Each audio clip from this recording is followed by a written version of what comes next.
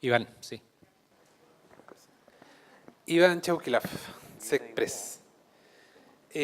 Bueno, luego de analizar los artículos, la propuesta de gobierno y la contrapropuesta de los representantes de los pueblos indígenas, vimos que eran bastante similares las propuestas, ¿ya?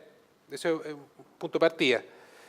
Sin embargo, no tenemos una contrapropuesta porque sostenemos que nos sigue pareciendo que la mejor alternativa es la que presentamos en agosto del año 2012. ¿Ya?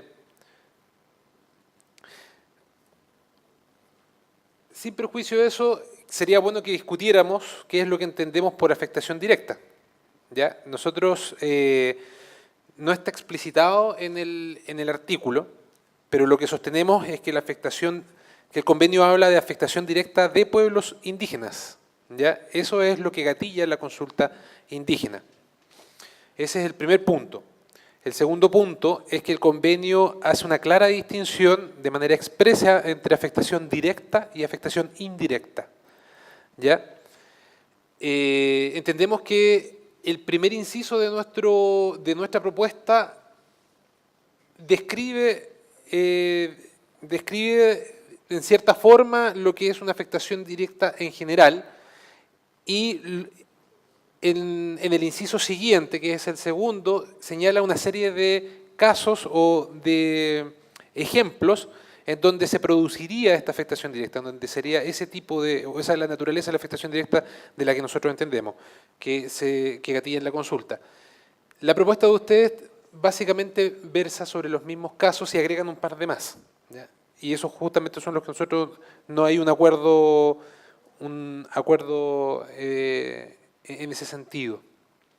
¿Ya? Yo no sé si ustedes tienen las mismas apreciaciones que nosotros en cuanto a la naturaleza de la afectación directa, si concuerdan de que es una afectación hacia los pueblos indígenas como colectivo y no a personas naturales individuales. Y segundo, si es que también coinciden con la distinción que hace el convenio entre afectación directa o indirecta. Porque en intervenciones anteriores me pareció escuchar que hay ciertas apreciaciones distintas. Desde ya se habló de afectación directa y también de la indirecta, y también se ha hablado de afectaciones a personas indígenas individualmente consideradas. Nosotros entendemos que ese tipo de afectaciones no gatillan la consulta, sino que son a los pueblos indígenas como colectivos. ¿Ya? Eso es lo que nos gustaría saber de ustedes, si tenemos ese consenso inicial o si es necesaria una discusión previa antes de pasar a los ejemplos. Y también hacer la aclaración de que estos ejemplos no son taxativos, es decir, no son los únicos ejemplos en donde se produce afectación directa, sino que son enunciativos. Pueden haber otros más, pero es más o menos esa es la naturaleza de la que nosotros sostenemos que hay afectación directa.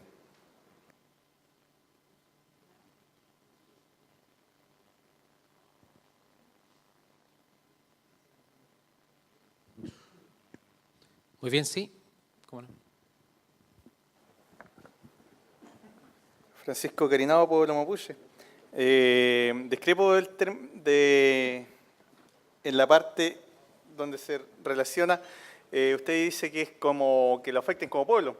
El convenio acá dice, y se me perdió ya, ven.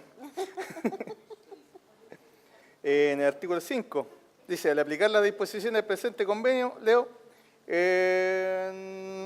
la letra A del artículo 5 dice, deberán reconocerse y protegerse los valores, prácticas sociales, culturales, religiosos y espirituales propios de dichos pueblos, y deberán tomarse debidamente en consideración la índole de los problemas que se plantean, tanto colectiva como individualmente. Ahí, digamos, está la clave.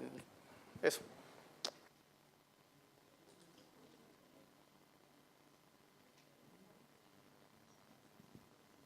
Muy bien, Iván, sí. Efectivamente, el artículo 5 señala un plano colectivo e individual, pero es al momento de aplicar las disposiciones del presente convenio. Luego, en el artículo siguiente, al regular la consulta, señala que los gobiernos deberán consultar a los pueblos interesados mediante procedimientos apropiados y en particular a través de sus instituciones representativas cada vez que se prevean medidas legislativas o administrativas susceptibles de afectarles directamente. Es decir, establece un sujeto, que son los pueblos indígenas, que son los pueblos interesados, y señala una obligación, consultar aquellas medidas que los afectan directamente. ¿A quiénes? A los pueblos, como colectivos. Bueno, y hay amplio desarrollo también en la doctrina internacional y en los órganos de control de este convenio, que señala y reconoce que efectivamente la consulta procede respecto de la naturaleza colectiva de los derechos de los pueblos, no de los derechos individuales. ¿Ya? Existirán otras herramientas para garantizar o proteger los derechos individuales de las personas miembros de esos colectivos, pero la consulta se dice de los derechos colectivos de los pueblos indígenas.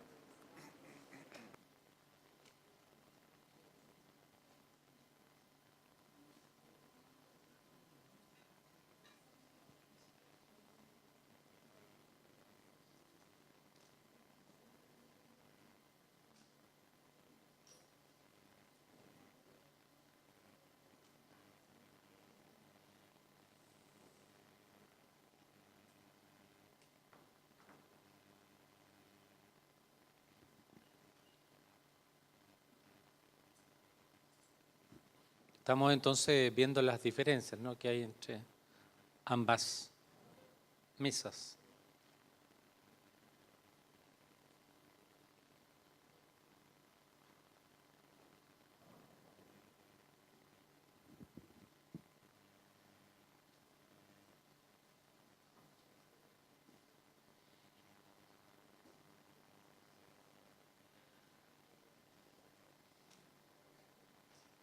Iván.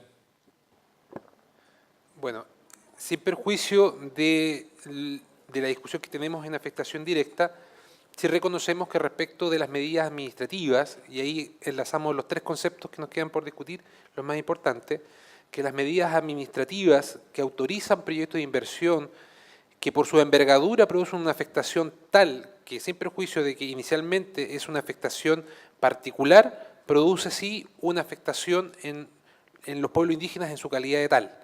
Es por eso que a los proyectos de inversión les damos un tratado, excepcionalmente se les entrega o se les otorga un tratamiento especial, excepcional, diverso al que proponemos respecto de las demás medidas administrativas que nosotros proponemos consultar, que son las de carácter general. ¿Ya? Quería hacer esa acotación para que haya una cierta consecuencia en la propuesta que presentamos en agosto del año 2012, del año pasado. Es decir, efectivamente los proyectos de inversión producen efectos particulares, pero son de tal entidad, de tal envergadura, que se les da un tratamiento especial porque tienen la potencialidad de producir una afectación mayor ya a los pueblos como pueblos, como colectivos. Y es por eso que proponemos una regla general, adelantando un poco las materias, que es que se consulten las medidas administrativas de efectos generales o de alcance general, y excepcionalmente las medidas que autorizan proyectos de inversión. ¿Ya? Muy bien. Samuel tiene la palabra.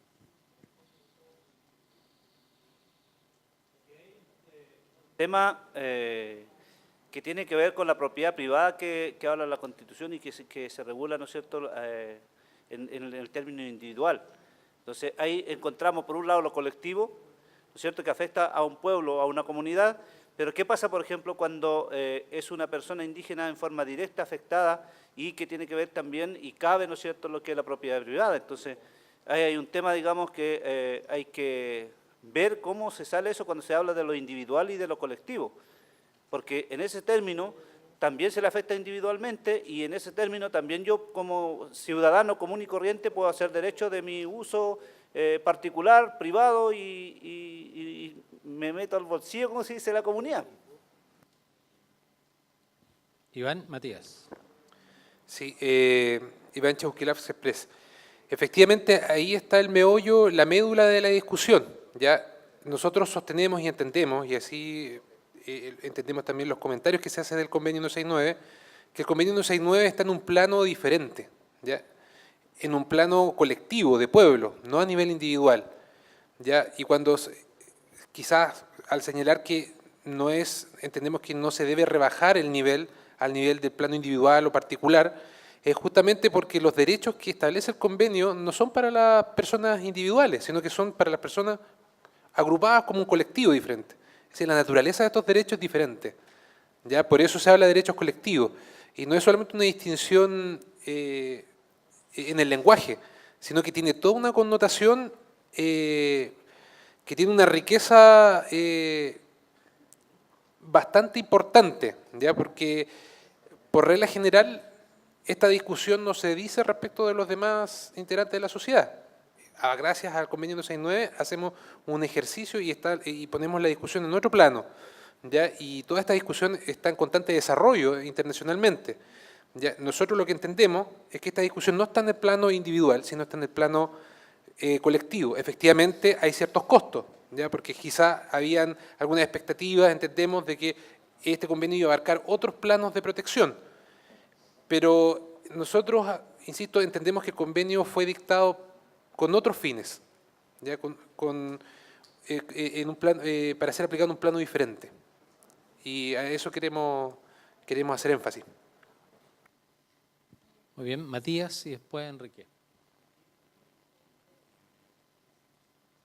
A ver, es un poco eso, bueno, Iván me robó las palabras.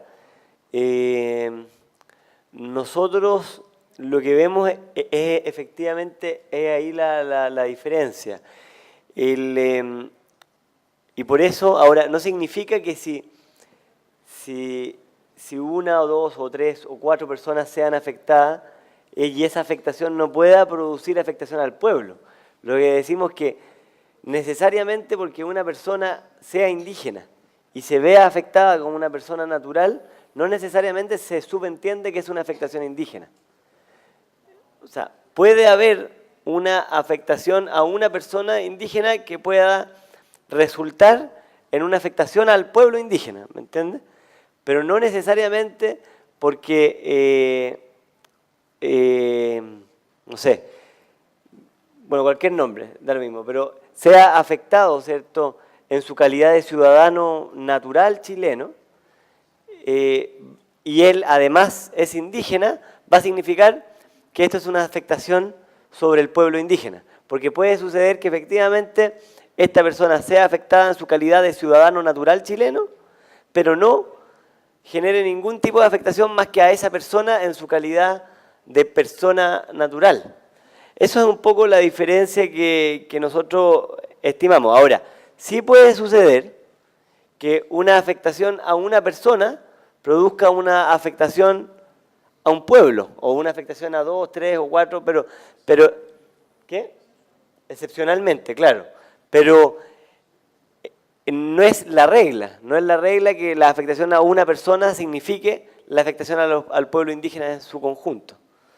Eso es el tema. Ahora, tampoco nos vamos a un extremo que para que sean afectados los pueblos indígenas, por ejemplo, no sé, de la población mapuche del censo, exactamente, que del último censo, más de 1 millón, ¿cierto?, de personas, que tengan que estar afectados el 1 millón de personas para que se afecte al pueblo indígena. No, tampoco nos estamos yendo a ese extremo, sino que lo que decimos es que no es que porque una sea afectada se afecta la calidad de pueblo indígena.